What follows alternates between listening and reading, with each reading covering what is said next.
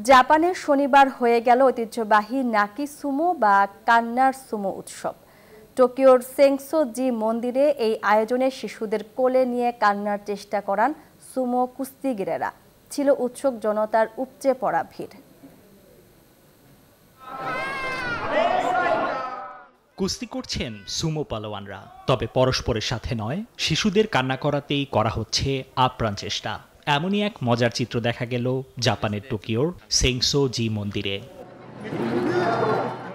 গেল শনিবার 400 বছরের বেশি পুরনো এ ঐতিহ্যবাহী উৎসবে সুমো পালোয়ানদের পাশাপাশি পুরোহিতরাও বিভিন্ন ভঙ্গিমায় শিশুদের কান্নায় উৎসাহিত করেন। বিশ্বাস করা হয়, শিশুর জোরে কান্না তাদের সুস্বাস্থ্য নিশ্চিত করে, দূর করে খারাপ নজর।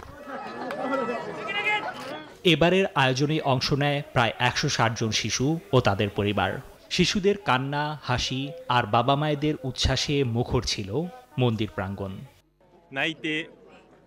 প্রচলিত রয়েছে কান্না শিশুর স্বাস্থ্য ভালো রাখে, তাই আমরা চেয়েছিলাম আমাদের সন্তান প্রচুর কাঁদুক, কিন্তু সে কাঁদেইনি।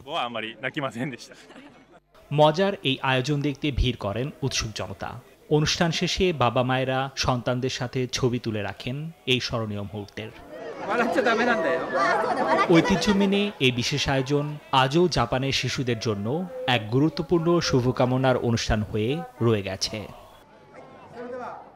Desk report, news 24।